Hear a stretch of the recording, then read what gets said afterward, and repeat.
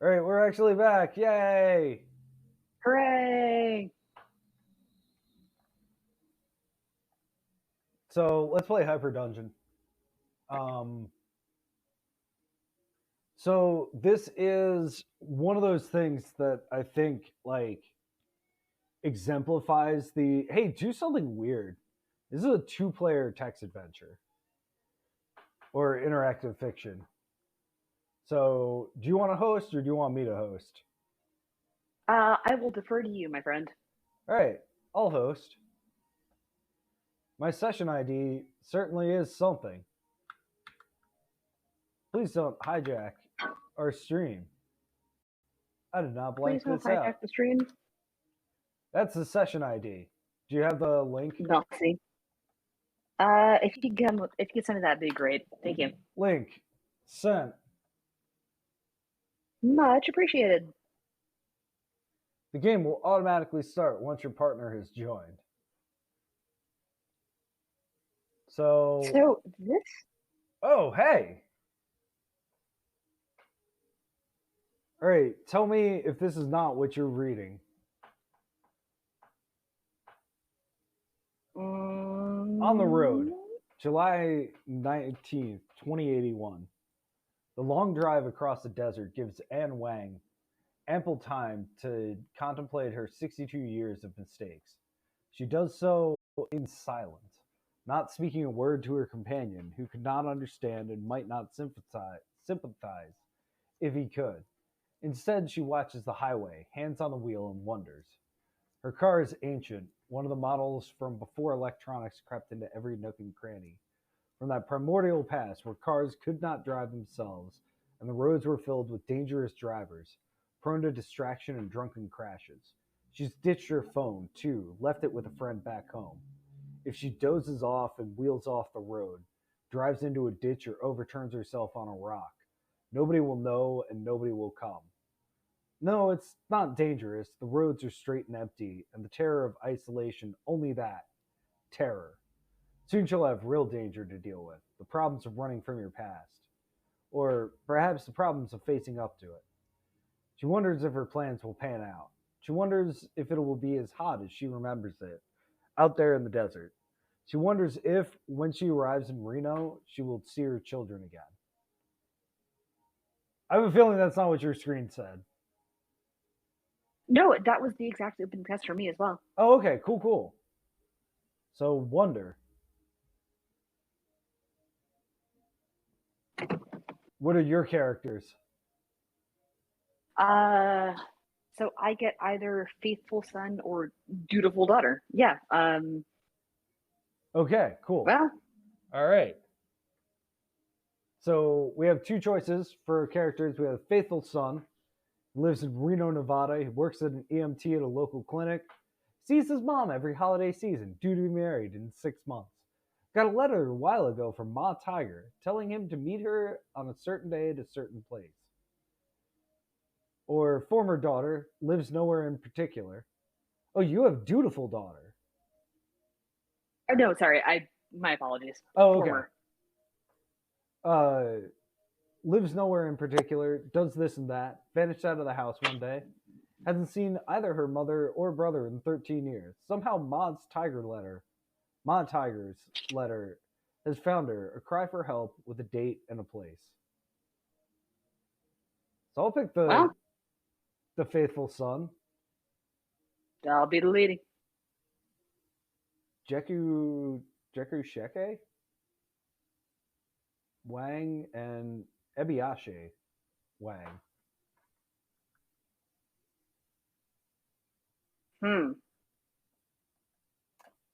A letter from home. Most of Ma Tiger's letters are ornate affairs with bright envelopes and beautifully brushed handwritten addresses.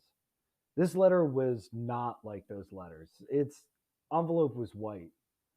There was no return address. The mailing address was machine printed, all caps, Jeku Sheke Wang.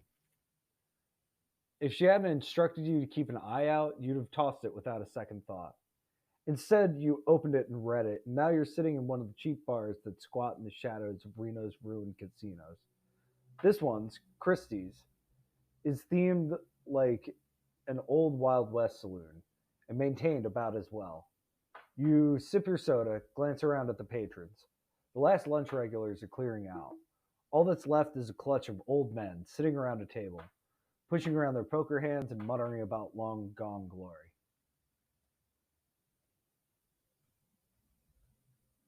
Hmm. So, one of the things that I love about uh, glitch, or I'm sorry, Twine games is that they love. Oh, this is not Bigfoot Bluff. This is a totally different game. This is Ma Tiger's Terrible Trip. This is why the professionals have somebody else doing this. Ma Tigers.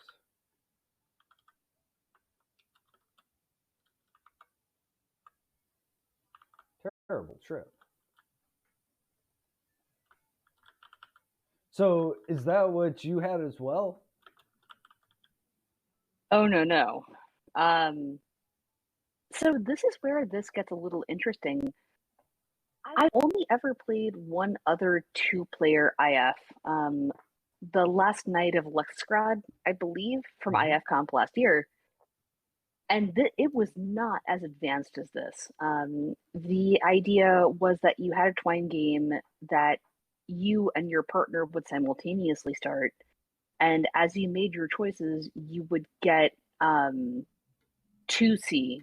3B, 4F, and relay them to each other and click the one that your partner told you they clicked. Interesting. So I am not familiar at all. Like, a bit of a peek behind the curtain. Doug and I were talking earlier about Twine's limitations and its incredible opportunities. And I did not even know that the opportunity for a session for simultaneous play existed like this in Twine. Who wrote this? Let's actually look them up real quick. Well, Travis Moy. Name does not ring a bell. It's Travis Moy, you have done good, my friend. Let's see. So what's cool about this being all online is that you can just look this stuff up. What else has he done? I also do love that it added content warnings to the listings just to be like, I'm not really gonna even look at this one for the stream. What else has he done? He's done a lot. He did an IF comp release. He did the fishing cat. So this is the guy. This is the guy. So I didn't even look at. I'm gonna assume Travis, his IF, his itch.io profile. So I just looked him up on IFDB, and he wrote at King Arthur's Christmas Feast, which is an IF comp entry last year, which is an adaptation of Sir Gawain and the Green Knight, which I found delightful. It was a little gross and a little weird, but not in a bad way for either of those things. Nice. So now knowing this person wrote that, I am even more excited to play this. Do you want to hear what I'm seeing, or do you want to play blind? Yeah, sure. Let's see how much is different. July 19th, 2081. You pull Ma Tigers out of your pocket for the 100th time as your cab winds its way through Reno's roads. You do not look at it. Instead, you stare out at the houses as they pass, watch the casinos with their neon signs, doubtless impressive outside the light of day. You finger the letter, put it back, pull it out. Ma Tiger, your mother of 11 years.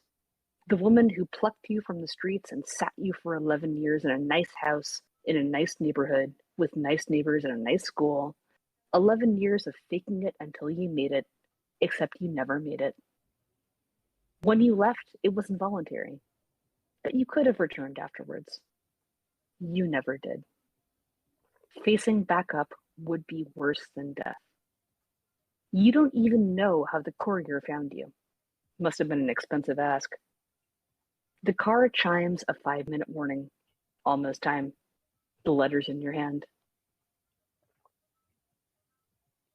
That's awesome. Read it again. What's lit up for you? So I have Ma Tiger, legally and Wang. Didn't matter. Whether friend, family, or government official, it was always Ma Tiger. In formal context, Mrs. Tiger. In official context, Ma Wang.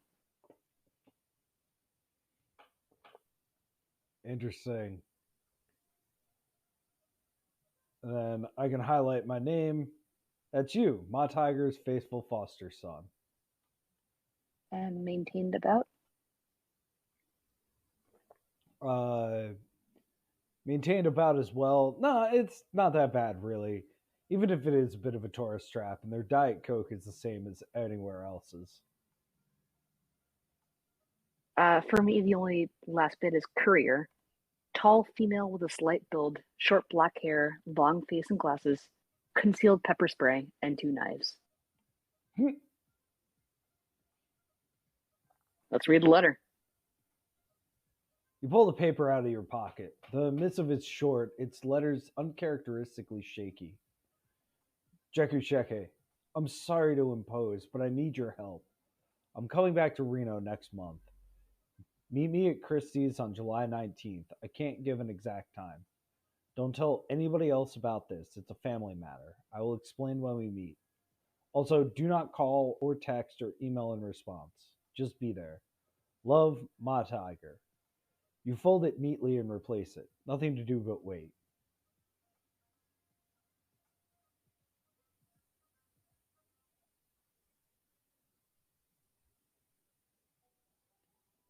Ibayashi, I know that we haven't spoken since you left. I had thought it best to respect your wishes, though I regret not reaching out before. For that, you have my apologies. I am writing to you now because I am in need.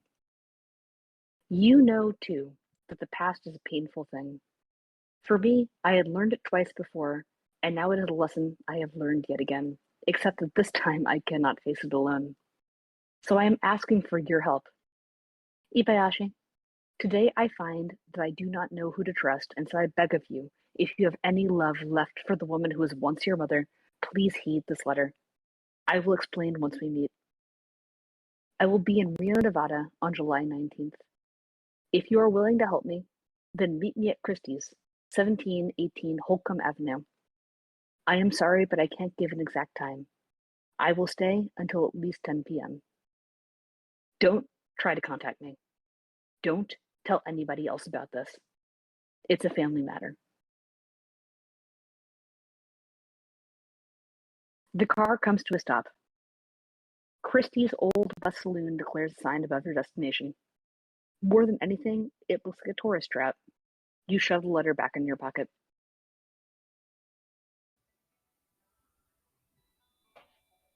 So this rules. If I hover over I'm sorry to impose, it says she's not. And if you hover over just be there, what would have happened if you'd missed the letter?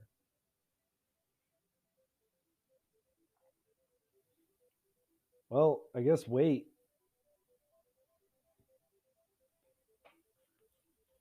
The sun creeps across the sky. The old timers finish up their game, trickle out one by one. Your cup empties. Hey, you say to the bartender. He looks up from his phone. Can I get another Diet Coke?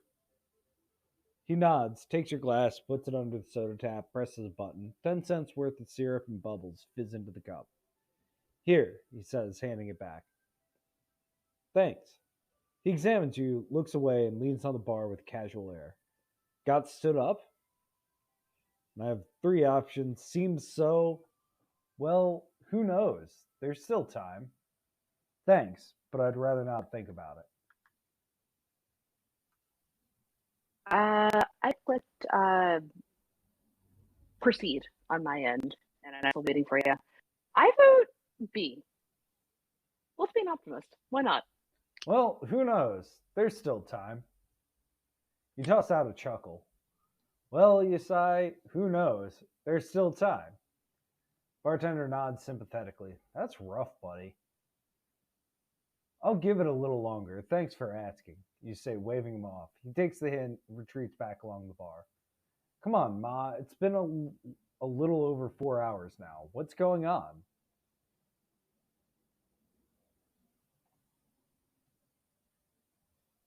So are you just like waiting for me on your end?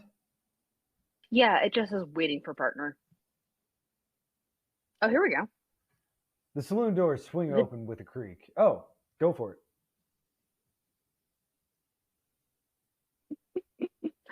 You know, I almost want to pause the stream until we can figure out a way to do a dual screen for us playing this together. Yeah. Except we are going to play it before that stream. Oh no, 100%. Like this is super good. And even now, even three or four screens in the story, I'm kind of into this. Yeah. I mean, all right. There is a way we could do this, but we would need to test it. You could share your screen through Discord, and we could just line it up, but we would have to line it up. Hang on. How do I? Okay. I only see. Oh, here we go.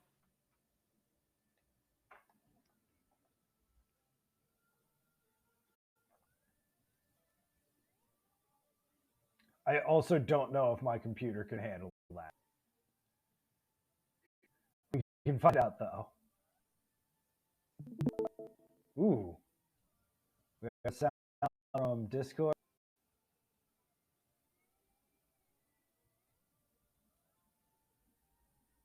Okay.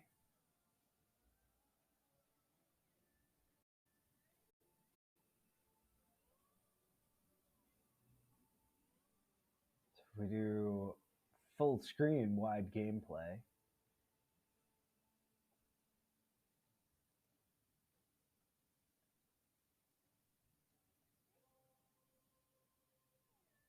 I am going to say my computer cannot handle such complicated things. Fair enough. I wonder if we can. You know what? How about you just play your side and I play mine, and you can read yours if you like. We'll just see where this goes. Okay. Cool. So, okay. So the saloon doors swing open with a creak. Ma Tiger? No. It's some other woman, a tall Asian woman about your age. Her face is tanned and weathered, and eerily familiar in a way that tickles at the back of your mind. Where in the world have you seen her before?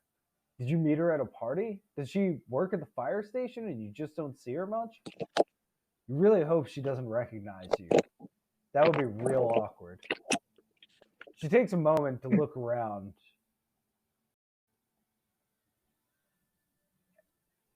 Let's switch back. She takes a moment to look around the room, then starts heading for the bar and, by extension, you. Well, there's nothing for it now. You're going to have to talk to her one way or another. I can greet her like I know her because you're sure you do. You're just not sure where from. Greet her as a stranger and hope that talking to her jogs your memory. Don't greet her yet. Try and remember where you met her before you talk.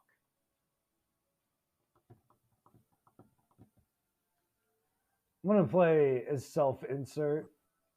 Don't greet her yet.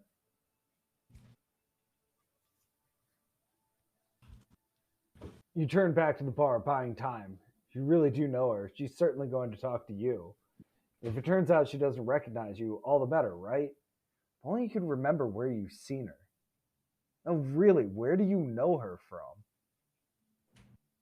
You studiously study your cup of Diet Coke as you ponder this woman's identity.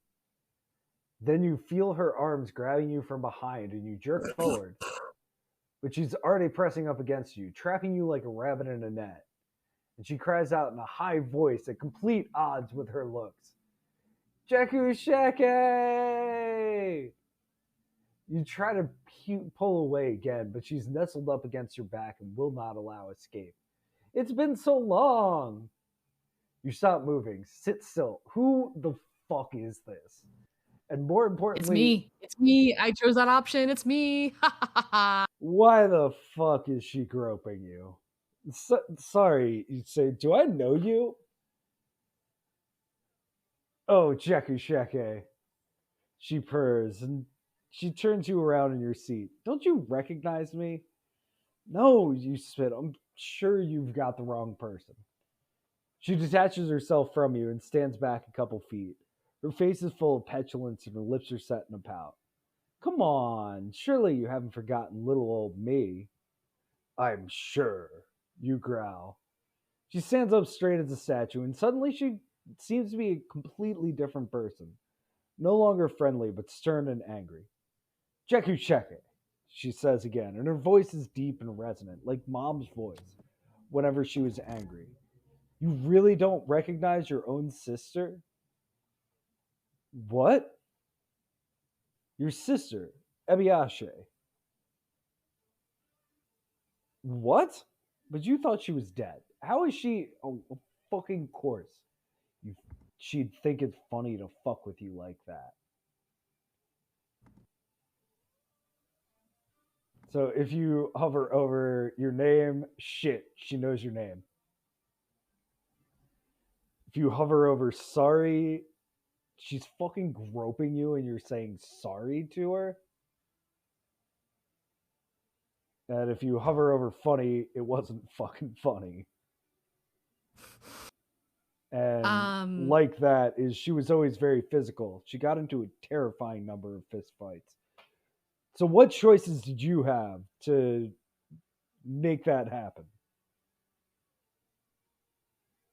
So my choices were to pretend that you were a stranger, to kind of look at you over the bar, make eye contact, or to be an obnoxious fuck. Obviously, I chose option C. So I have 3 new choices. Holy shit, you're alive. That's incredible. Then why didn't you come back? And I love this. It gives me an option that's just seriously, what the fuck? Why didn't you tell us? And it denies me that option. No, be calm. And I bet you that if I had chosen one of the calmer options for my behavior, you could take that choice. Yeah. So sad boy. Oh, this is cool. So yeah, it just says waiting for partners. So you take a deep breath and steel yourself. Then why didn't you come back? Your voice is steadier than you expected, but there's a hint of anger. We tried to find you, but well, after a while, we figured that if you wanted to be found, so we thought, you must be dead. Otherwise, you'd have told us at least. We thought, and maybe even come back. Her face is steady as stone. I won't read my entire excerpt because it's just the same conversation. We get the same dialogue. Me saying this to you. Oh, Jakusheke, you purr, pulling back around to face you. Don't you recognize me? No. Anger gives his growl a bite. Ha! Adorable. You can see his anger turning into bafflement. all as obvious as day. He was never good at hiding his feelings. Then the anger comes rushing back, derails, drops into a chasm, flares back up. In his head rages a frenzied war all full of confusion. Poor little Jeku. He didn't see it coming. We have the same dialogue screen now, and then I just say,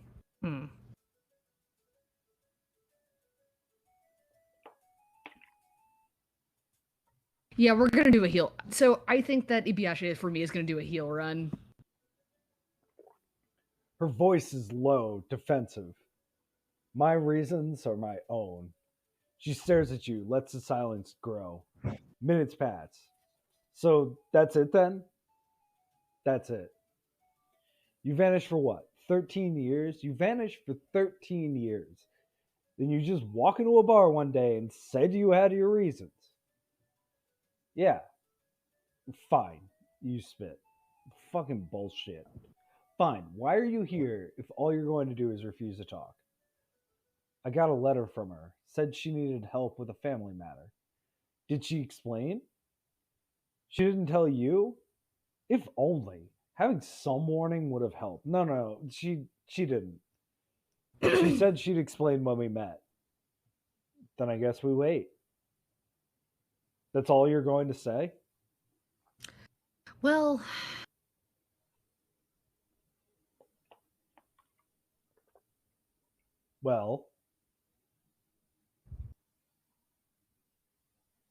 you're just going to sit there in silence?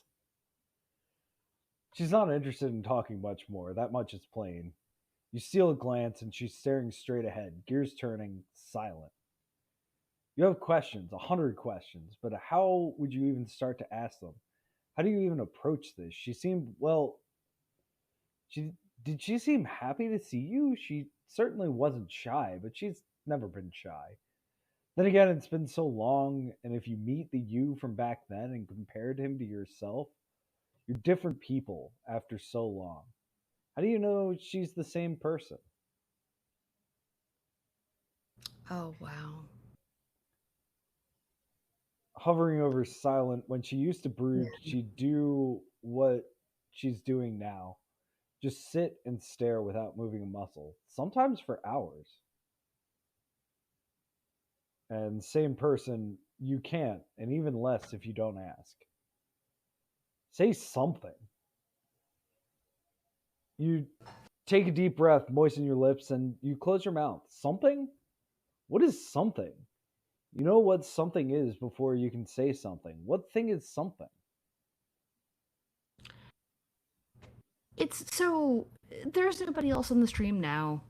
And you said this whole experiment with Text Adventure Tuesdays was to get used to doing character voices. Let's just do the dialogue. Like, it's the way the game was meant to be played. Yeah. God, what I have on my screen right now is kind of heartbreaking.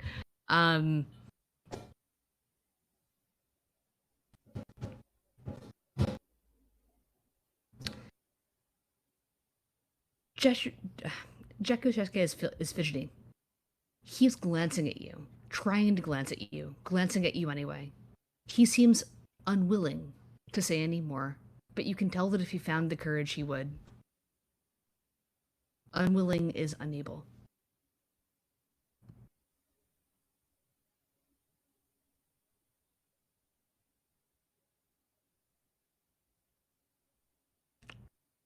Instead, for the 100th time, you contemplate the letter and Ma Tiger's purpose in sending it. She's pretty clearly gotten into some kind of hardcore shit, which seems unreal, but you never know. More unreal is that she's asking you, her daughter, who she hasn't seen in 13 years, to help her. She should have plenty of resources. Her family is rich, almost beyond compare. She has a 9-company CEO board member in the family. If she needed something done, she could surely get it done with money alone. Yeah, she lived in a humble house in a humble neighborhood, but that was a personal choice, like the color of her curtains or the model of her car. She hated the flashy lifestyle that her family so loved, but she was never shy about exploiting their wealth and influence, as long as she did it quietly. So why would she need you? Or Dekosheke?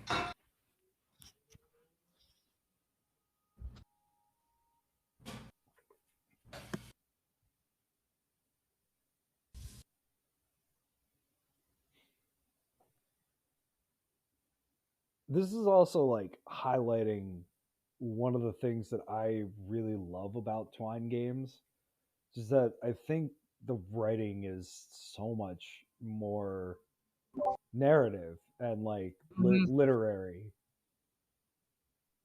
It's Like, the eternal trade-off, right? Like, you lose versatility and flexibility and openness for straightforward narrative, but you sacrifice narrative depth and player interaction, like real player empathy with the person, the PC, for being able to wander around an open world and, X chest, open door. yeah.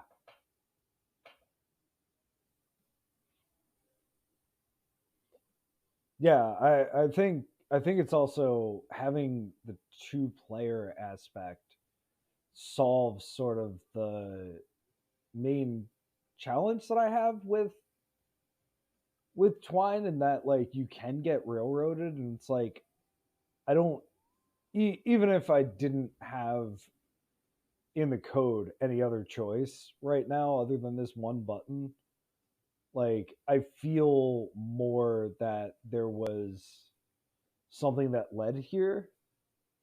I think that's like really important with like, and I think the choice of games have sort of the same like challenge that they need to overcome, where okay, you're just picking options.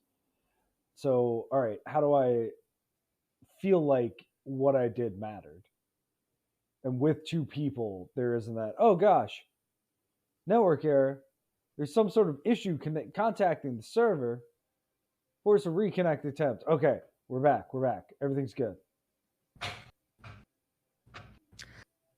So you know more about back-end web stuff than I do. I cannot imagine what it must have taken to DIY a fucking what's basically a mud in Twine. Yeah. Like, this is wild, technically. This is what I mean when I say, and I have been shouting this from the rooftops, the kind of work that is being done in text games is the most interesting work that is being done in games. Period. Yeah. I think having the limitation of just text is that constraint to let you do something really different. Um And also, sorry, after you. Oh, no. And also, to make a slightly facile point, the amount of money that it would take to, let's say, craft a cutscene where Kratos is jumping off the cliff, stabbing his giant sword into the Iblis eye, you can just, in text, say, your calf muscles tense as you leap off the cliff, stabbing your sword into the glowing eye of the Iblis. Yeah. And your player's imagination does 99.8% of the work for you. Yeah, I'm always super interested, so I want to look at his author's other games just because he has a weird like roguelike in there. And like one of the things that I think Necrotic Drift did well was like it felt like a different kind of game, even though it was, a narrative kind of game. Um, because of the way that they presented everything. So I think that presentation ends up being really, really interesting. All right, back to this. So something about yourself. What exactly about yourself Hey, Ebiashe, I picked up climbing lately. There's a gym in walking distance. It's a lot of fun. You should try it. How banal. Hey, Ebiashe, did you know that I'm an EMT now? Oh, it's going fine. I like it. Awkward. Oh, though this is not me. This is you thinking about me. All right, got it. Yes. Hey, Ebiashe, I'm getting married in a few months. Oh, I met her at work, actually. Been dating for nearly 2 years. She'll just rib me about it. Say anything, it doesn't matter how dumb it is, as long as you start talking. Just talk. You draw in your breath, only to be interrupted by a loud creaking. Look back to see Silas, the tallest security guard in the Midas Clinic, alongside another security guard you've never seen before. Silas grins when he sees you. Jeku Sheke, he says. How you doing, man? He holds out a fist in greeting.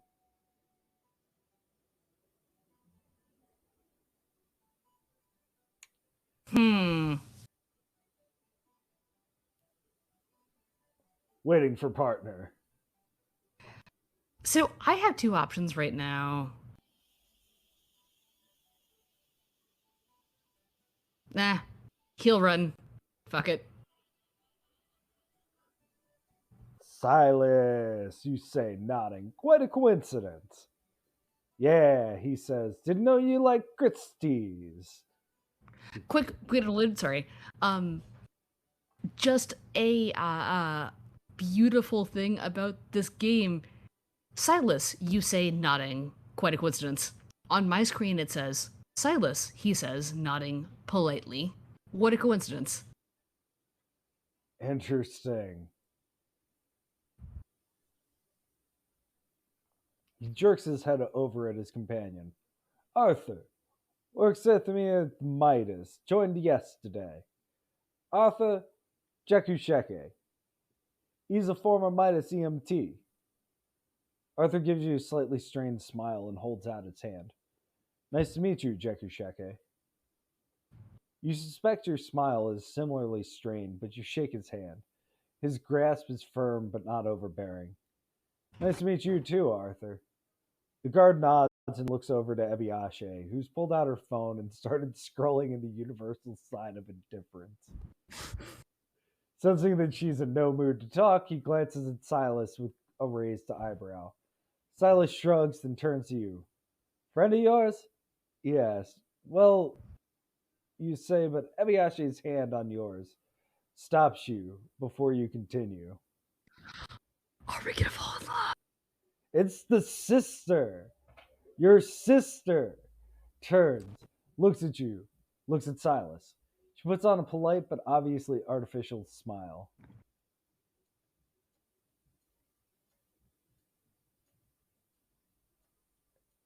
This is you.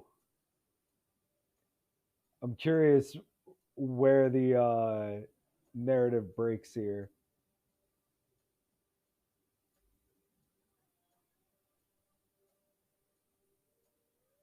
No. Oh, Annalise, she says, extending her hand. It's nice to meet you, Silas, Arthur. Charmed, says Silas, shaking it. Arthur shakes it as well, nodding politely. Then Ebiashe turns back to her phone. Silas takes a seat next to you, and Arthur next to him.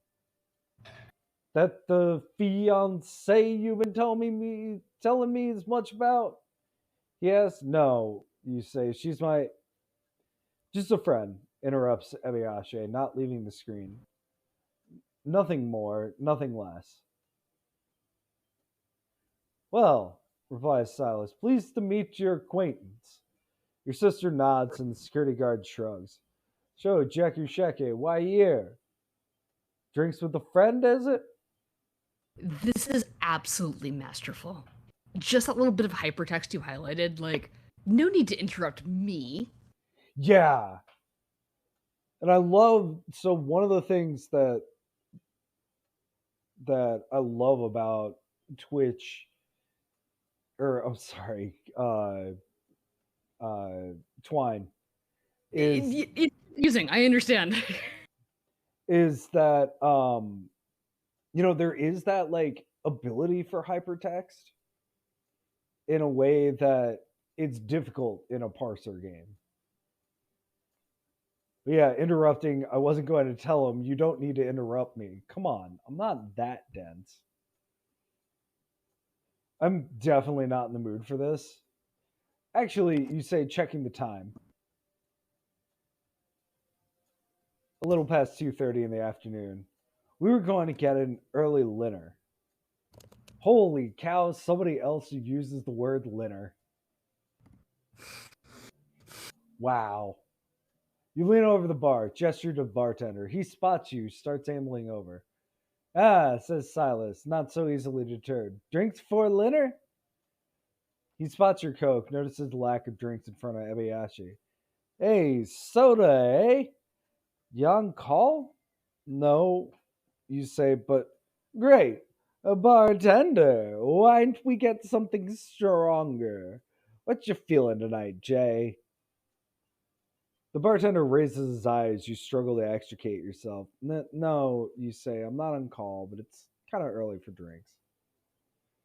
Come on, says Silas, leaning over. I know you drink, Jay. Bartender, he says, and the bartender frowns. Give my boy Jay one of whatever he wants. Ugh, come on, Silas, take the hint. You try to find some way to tactfully make your objection unambiguous. I appreciate. Excuse me, interjects Ebiyashi, staring at the bartender. Can we get a table? Hey, says Silas, but stops when Ebiyashi stands up. Pleasure to meet you, Silas. Arthur? Now, she says, turning to the bartender, may we please have a table? Of course, he says, and you follow him gratefully to one of the window tables for two, all the way across the room. Will this do? He asks, placing a pair of menus down. You nod, and Ebiyashi assents as well. You glance over at the bar to see Silas scowling at you, but he turns back to the bar when your eyes meet. Turn back to your sister and let out your breath. Thanks. No problem. She picks up the menu. So it's split halfway? Wait, yeah, split halfway? You shrug. Sure. Wave when you're ready, says the bartender, returning to serve his other two customers. I guess we're getting dinner now. You order a chicken salad, dressing on the side. Ebby goes for tomato soup with tortilla chips. When you give your order to the bartender, he smiles. A light dinner, he says. Ebby pauses and adds however much tequila 200 is worth. Hold on, you ask after the bartender's safely out of beer. You're drinking now? No, I'm just bulking the bill. I have an alcohol filter. I won't feel it at all. Wow, an alcohol filter? Even mundane implants like that aren't cheap. Is that filter registered? As if you think I'm made of money? If you hover over on my screen, registered says. Wow. Oh, well, that's both illegal and unwise. Is there anything else? You're not really sure you want to know. A girl's got her secrets, she chuckles. That's a yes. Well, if she ever gets picked up by the police, that's going to be serious trouble. Something to keep in mind. I guess. You avoid her eyes. Look out the window. The bartender returns bearing the food. Cheap, flash reheated bar fare. Always has a slightly metallic taste, something about the reheating process. Everything you've read indicates it's just as safe as microwaves. Who knows? Your dinner, he says, setting the table. Eat your cheap, slightly metallic salad. You pick at your salad, watch as Evie chomps down on the chips. Feels a bit nostalgic, maybe. Maybe she'll be willing to talk now? What's something she'd be nostalgic about? Well, she always liked King. Ma Tiger's guardian dog. She had him when she adopted you. 33 years old, and as per his genetic specs, he's got another 20 years in him yet. Oh my god, please put all science towards making dogs live for 50 years. Yes! Why are we wasting our fucking time trying to go to Mars? Fuck Mars, fuck the ocean. Dogs should live for 50 years. You remember King, right? Ebby blinks, looks up from her soup. Yeah? Well, he's still kicking. Doing pretty well. Yeah? She has a small smile on her face. That's good. It vanishes, and she returns to eating. You remember when we were on that trip to Seattle and we got attacked by that mountain lion? No response. You know, the one King fought off? No. Oh. You pause. Well, maybe nostalgia only goes so far. Or, well, she was never very happy anyway. Turn to the side, look out the window, and then you realize that Ebby's speaking. You blink, looking back at her. What did she just say?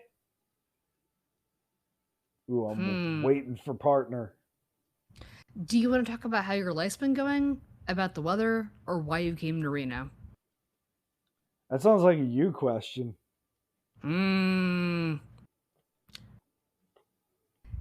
Shall we talk about the weather? Hi, hi, hi. Do we talk about the government? Hi, hi. Ebby leans back. So, how's the weather here in Reno? Dry, mostly. Hot during the day, cold at night. You grin.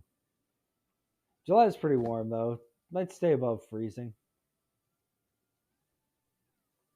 You like it? You suppose. I like the summers. Snow's fun sometimes, but honestly, it's a huge bother. I don't think I've ever seen snow. Yeah, it's fun the first couple of times, but it gets old fast. You shrug. It's alright.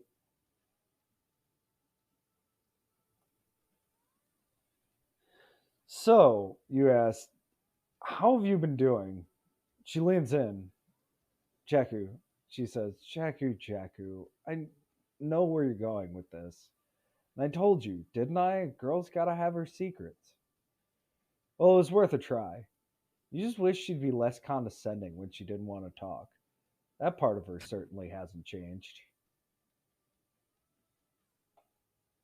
Fine. He's starting here, but he's going to go on and keep asking you, and honestly, you'd best cut it off at the head.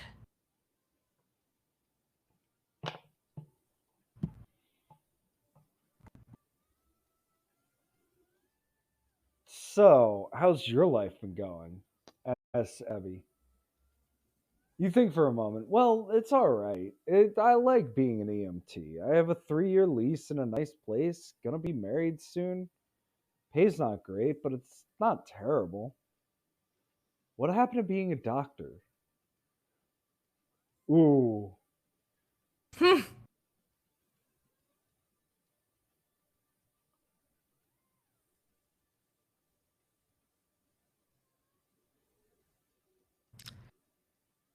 Man, this is literally interactive fiction. This is literally a narrative that we are deciding in our choices right now. And it's goddamn beautiful. There was a huge download of a bunch of tabletop games. And there were a lot that were sort of like this in a tabletop version. So it's interesting to see it done in like an online version. I really don't know which one of these I want.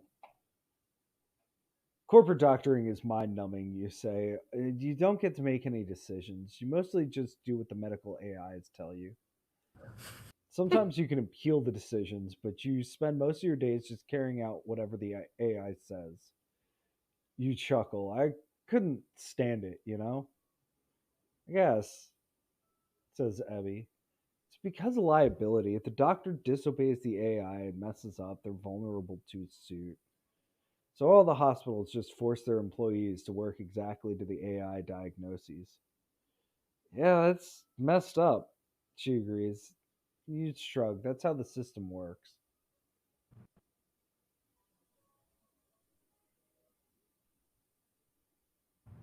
Reminisce. You ever think about our childhood? Nope. Nope. The answer is instant. It's also almost certainly a lie. Really? Really? You never wonder what happened to Spark? Nope. You remember Dirty Harry? Yeah. You want to know where he ended up? Nope. We had some good times with King, didn't we? Yeah. You sigh. Abby, if you don't want to talk about this, you can just tell me. I know. God damn it, Abby. I love her. I'm curious, like, how much of that you chose. Like, was there like an option to be like, what's the word I'm looking for? To be like standoffish? No. I get the sense that if I wanted to be open, one of the choices that I made earlier would have changed that dialogue string. Interesting. Time passes. Whenever the server comes by, she orders another round of drinks. Lacking a filter, you don't participate. It's getting later now, and customers are starting to trickle in. You watch the cars pass by through the windows in lengthening shadows. A white van pulls up outside the bar. Four mismatched characters, all strapped, saunter out, chatting idly. She puts back a frankly stunning amount of alcohol. You wonder if you should bring up the fact that, despite agreeing to split half and half, she's really running up the bill. A woman with a giant dog crosses the street towards the bar. The dog is, oh, that's King and Ma. Great, she finally made it. Suddenly, the four of the characters dash up to Ma, grab her. What? You jump up, point. That's her, you yell. Ebby spins in her seat as you go towards the door. One of the kidnappers kicks King hard, knocking him sideways. Another pulls out a pistol. You hear a brief, piercing tone followed by two piercing shots, and King shudders. Shit, they're all armed. You stumble over a chair as you run for the door, knocking another patron aside. Sorry! You yell, scrambling. You burst through the door to see two of the attackers, a man in a yellow jersey and a woman in a blue shirt, dragging Ma Tiger back. Another gunshot goes off. A man in a red shirt is swinging a baton at King, who's biting furiously. There's a meaty thwack, a hit on King's leg, and it curves unnaturally. King collapses to the ground. Ma Tiger vanishes into the back of the van. Emmy dashes past you, a blur, but by the time she reaches the scene, the van's already peeling away. You throw a glance at King. He's lying on the ground, whimpering. His leg looks to be broken and he's been shot several times. You spot Ma Tiger's car, parked only feet away. Her keys lie abandoned on the sidewalk. What the fuck is going on? Woo! Alright. This next section is timed. You should avoid refreshing the page, but if you do, the only thing that will happen is that the timer will reset. Same thing will happen if you lose internet. Refreshing or losing internet will never make the game unfinishable, but it might make your partner wait for you to catch up. How did this person do this in Twine? Like, fuck. We should have an entire episode about all of the interesting ass things people are doing in Twine, which I am not a coder. I have never written anything in Twine. I did not know Twine could do this. This is wild. All right, are you ready? I'm ready, baby. Kidnappers accelerate away, but the next light, some 300 feet away, is red with a half dozen cars behind it. The van stops, stymied by the traffic. Dog blood trickles down the sidewalk and pools in the gutter. King heaves himself up on his broken leg. It buckles, collapses. He falls. He's losing a lot of blood. The door to Christie's opens. Out bursts the bartender, followed by a woman with a cook's apron. Oh, fuck, she exclaims, her face ashen. The bartender recoils. I already made my choice. I'm helping the dog.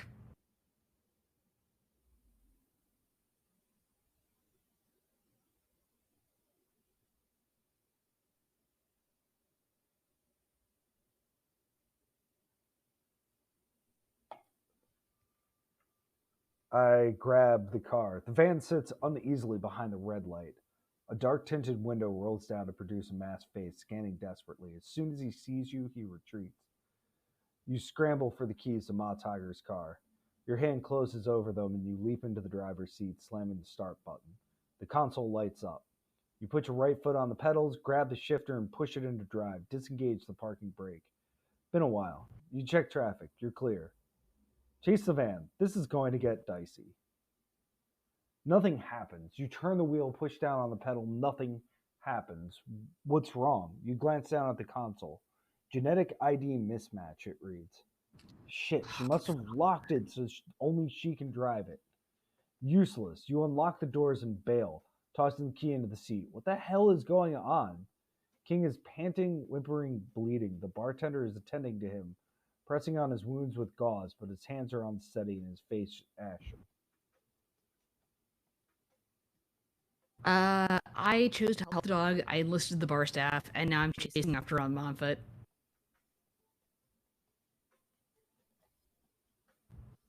You kneel down next to King. He's collapsed onto his stomach. His right front leg is broken. Multiple gunshot wounds, 2 in the back, 1 more on his underside. Poor puppy. The kidnappers hit a slow patch of traffic. Cars too tightly packed to switch lanes. Foot by foot, they creep forwards. After long seconds, it opens up. Bartender's kneeling next to King with first aid supplies scattered nearby. Grab the biggest dressing you can and press it into King's back. You're running steady now, lungs working at full capacity, legs pumping, you're in the groove. You have about 9 or 10 minutes before you pump out. Long enough. Once you catch them, what's the plan? There are 4 of them. 3 known armed, 1 probably armed. If any of them are augmented, this might be hard to pull off. You're gating, keep running.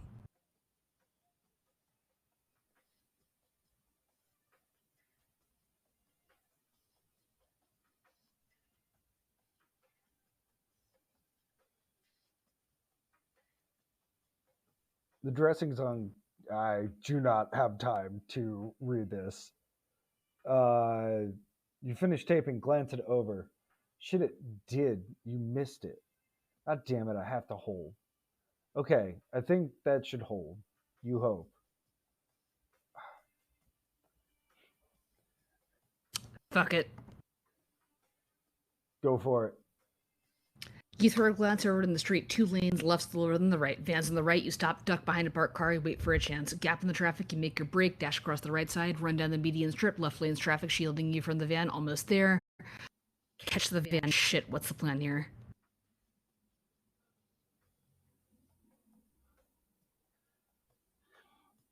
Light ahead turns red, van slows, and then stops about 90 meters in front of you.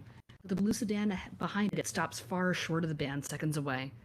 The doors are still open. 3 figures, 2 standing, 1 sitting. The 2 standing figures leap out, batons in hand. The third seems restrained.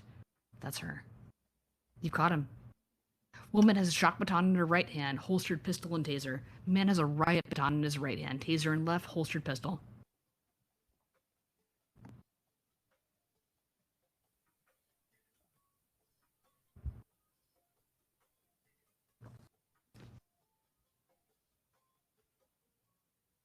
Do you have something to read? Can you use your gun? It's tiny, concealable. 8 rounds, unlikely to shoot through the side of the van, but it might, and you don't want to hit Ma Tiger. You have to get them away from the van first. The woman squares up. The man fires his taser. You duck. The darts scream by your ear. You lunge. You smash into the woman. You're fast and heavy. She's swinging her baton off balance. She slams to the side of the van with a dull crunch, goes limp. Take the rest down. A baton blow to the legs knocks you off your feet. You roll, scramble up. The man's put himself behind you and his friend. The front door opens. 2 more. They rush to help the woman while the man keeps you away. You pace to the right, back away. The van's not in line of fire. Your hand goes to your gun. You take a breath. Traffic stopped. There's probably a dozen cameras on you. You pause. Are you really going to gun them down in broad daylight? In public? Kill them or find another way. 5 seconds. Kill them. I find another way. Shit, sorry. Should have listened to you, but... No.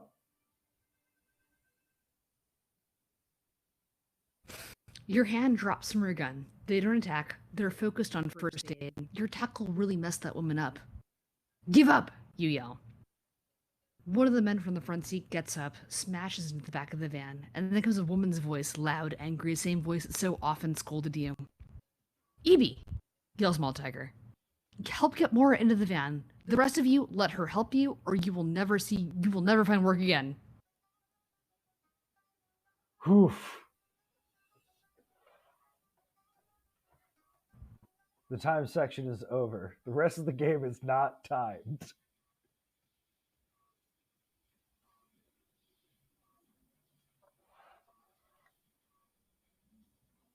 So I'm curious, since you're in a totally different spot now. Mm-hmm. The bartender pushes himself up wearily. What should we do now? He asks. They look, well, they're not bleeding. He gestures towards King. Right. You say, I'll call a pet hospital. She. You say to your phone. Call St. Francis, the pet one.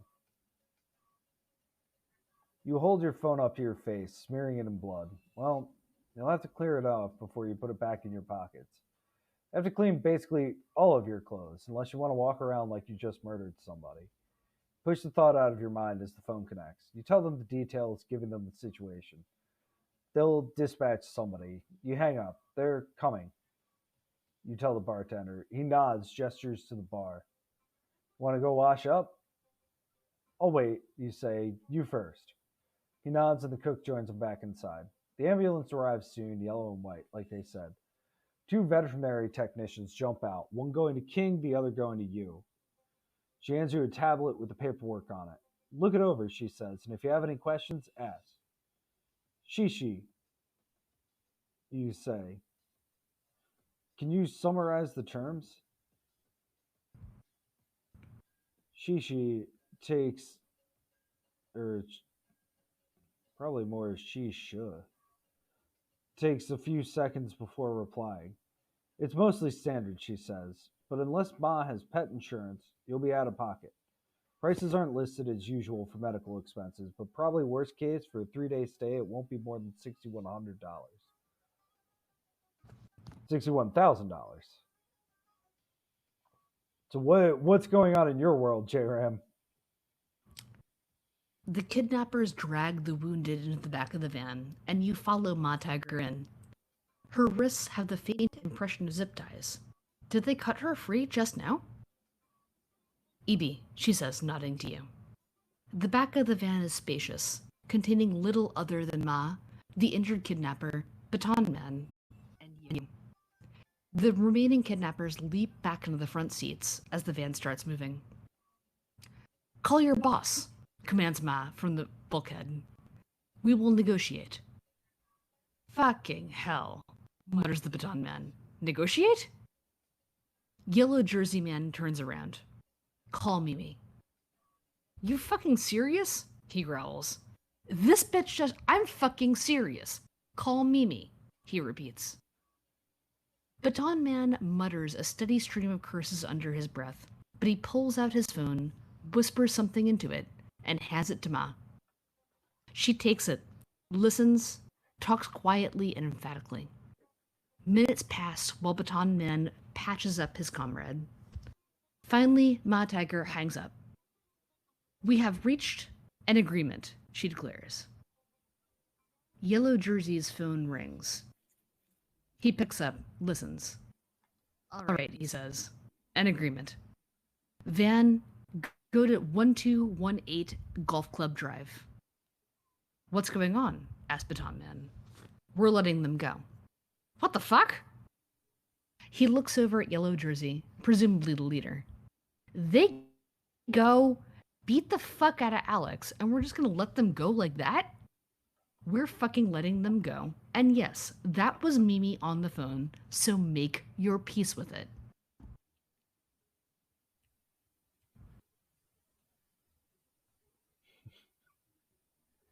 I love that you have hard-broiled, like, crime drama. And I'm sitting here being like, oh gosh, are the vets going to come soon enough? I'm just costing No, things. is King okay though? King's okay. He's okay. I think.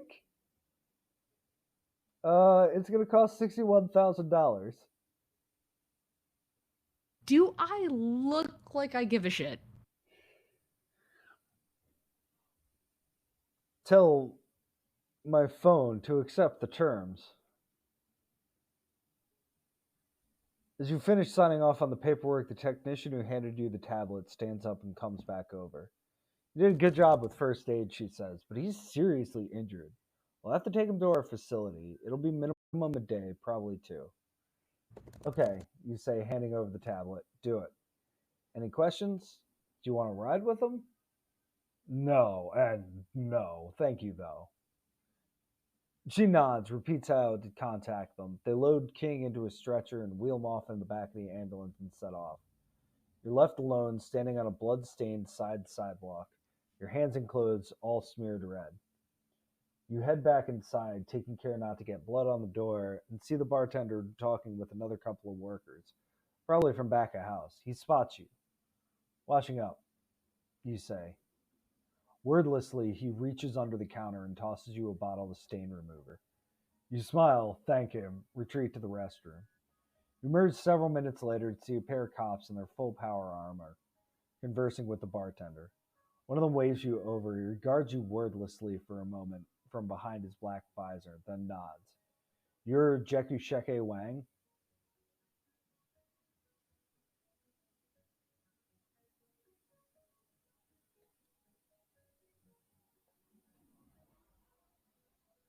Yes, sir. Always good to see a respectful citizen, he says. We're here about a 911 call regarding an altercation. Hold out your hand. You stick out your hand as he rustles around in a pouch. He holds a gene scanner against your hand for a moment and confirms your identity. They don't ask you any questions. They just give you a tablet with a statement that you were present and tell you to sign it. After you sign it, they tell you, in no uncertain terms, to get out of their face. Business done, they stomp back onto the street, climb back into their dropship, and scream off into the sky.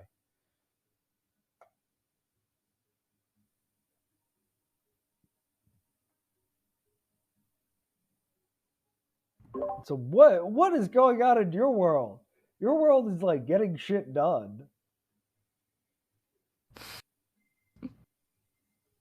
Your phone buzzes. You check the name. It's Ma Tiger. You take the call. Ma. You almost yell, are you okay? I'm fine, thank you. Meet us at 1218 Gold Club Drive in the parking lot. Sorry, the golf course?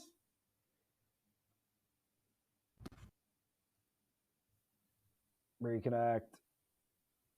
You can do it. Whew. Yes, the golf course, as soon as possible. Bring King if you can. King's injured, but he's in a veterinary hospital now. You can hear her click her tongue. He was shot with a broken leg. Don't worry, I've heard good things about them. He was shot? Yeah, you didn't see? I was very busy. You can almost see her half smile as she speaks. Thank you for taking care of it, Jekusheke. It'll be good to see you again. Yeah, you say, you too. I'll meet you there. Lake Ridge Golf Course, announces the car. You open the door and step out. It pulls back, zooming off to find its next customer. By now, the sun's low in the sky, twilight overtaking the day. You stand under the giant neon sign, waiting for word of Ma's arrival. Lake Ridge Golf Course, it announces, since 1969, 112 and strong. You hear a burst of music and you look over and spot Ebby and Ma standing in front of a red sedan. Ma's engrossed in her phone, but Ebby spots her. Ma, you call, waving. Ebby! You jog over. Ma's too engrossed to pay you any heed. What's Ma doing? Well, I'm waiting for partner.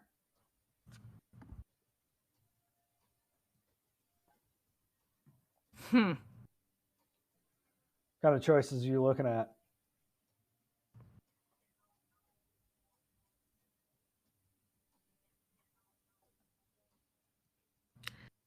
It's not the law, pronounces Ma. But after that show you gave to Olive Reno a few minutes ago, the law is fully aware of you. She pulls her phone out. Call Jaku, she whispers, and holds it up to her ear. You pull back, give her some privacy. After a minute or so, she concludes the call. It is taken care of. And we will discuss it later.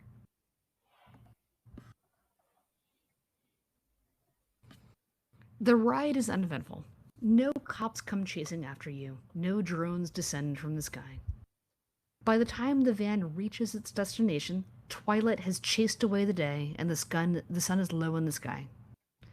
They dump you unceremoniously at the edge of the parking lot and then, for some inexplicable reason, start blasting Orange Punt songs as they drive away. Dumb decision. Who hired these idiots anyway? Can barely even do a kidnapping.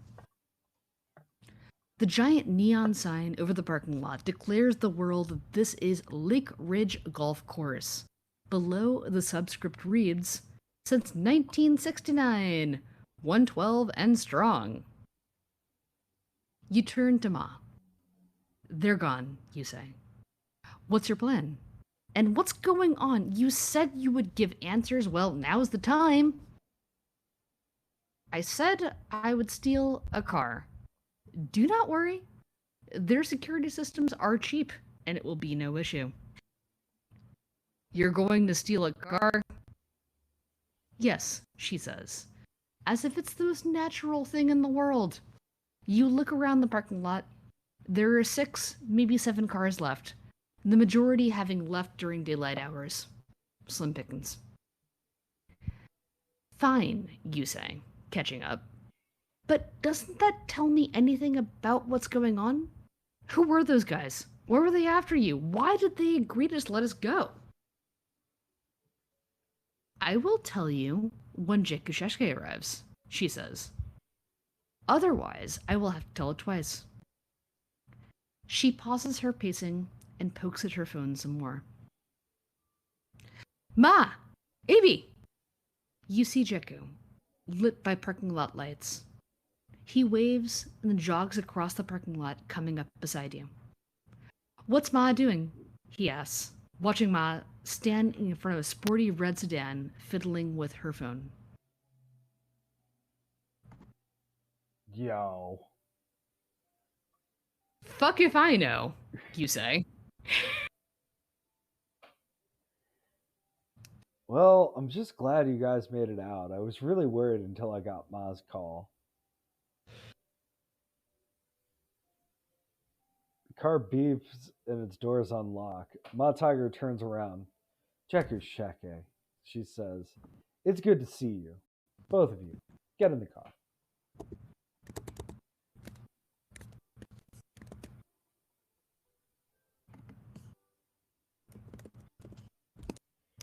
Somewhere in the desert near Reno, Nevada, Ma Tiger stops the car outside of what it looks like an abandoned shack. Stay in the car, she commands. She exits the car, goes into the shack. 3 or 4 minutes later, she returns, sits in the driver's seat, and collapses as if her bones have vanished from her body. I've turned on a jammer, she says. We may speak now, if you like. Then she closes her eyes and is silent for a long while. The three of you talk for a long time. Learn that this whole thing was some sort of power struggle between rival families. Many years ago, before she adopted either of you, Ma Tiger had a love child. She put him up for adoption, covered up his existence at the insistence of her family, and never spoke of him again. Now a man has shown up claiming to be that love child, and via genetic testing is provably a child of her and her former love. But she knows he can't be, since her real son died in the Navy years ago. Her family thinks that the imposter is a clone, instigated by a rival family. Who knows? All she knows is he's an imposter. You ask why she's brought you here into the desert. She tells you that she couldn't bring herself to destroy all the evidence, so she buried birth certificate and genetic readout in an unmarked pit, proof that the imposter is not her son. The kidnapping was never meant to put her in mortal danger. They killed King to send a message, grabbed her to interrogate her, intimidate her, but they wouldn't have killed her. You can't kill the person you're trying to blackmail, after all. Luckily, Ebby caught them, and they ended up folding. Now you're waiting in a car as Ma Tiger offers to give Ebby whatever she wants.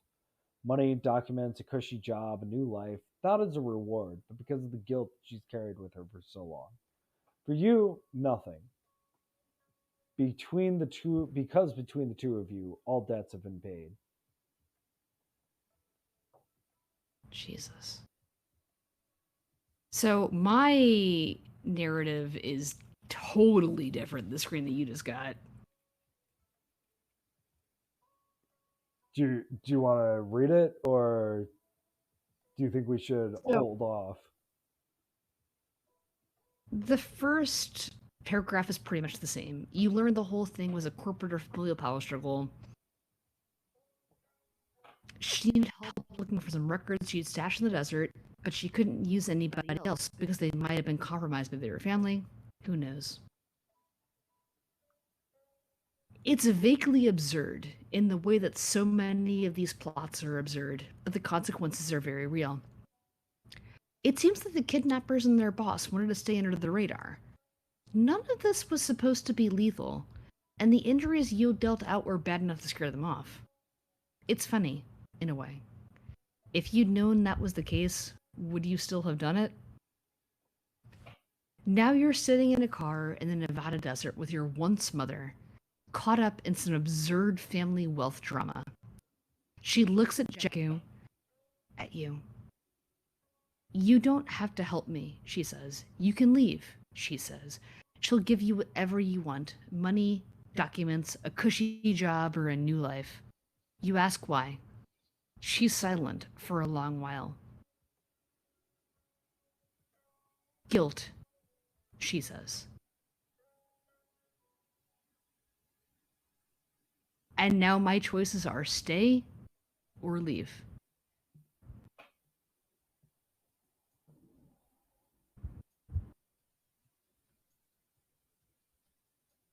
What are your choices? Or what choice do you want to take?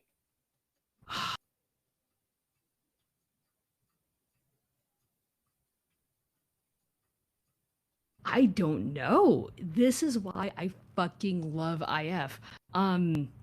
Yeah. I'm gonna leave. Fuck it. Fuck this one horse town. Nah, fuck it. I'm gone. And that's it. Yeah, I that's my credit screen. Holy shit! How good was that?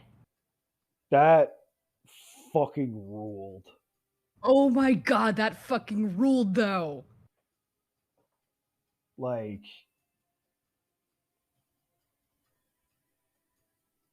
so yeah, if you are voting in Spring Thing, I would suggest voting for Ma's terrible tiger trip. Ma Tiger's terrible trip. Yeah. If you want to think about IF comps as a way of talking about what is the future of this genre, what is the next thing? This is the next thing. Yeah, because I mean, one thing that's nice about Twine in particular is that like there are ways to like go back and forth and you can like figure out how they did stuff. So like the first person who did glitching text in Twine, like now that's like a standard Twine thing. Mm-hmm. So this is, I mean, this is interesting. This is very I'm interesting. pretty fucking mad that, like, I'm not mad. There should have been more people on the stream for this, because, oh my god, that was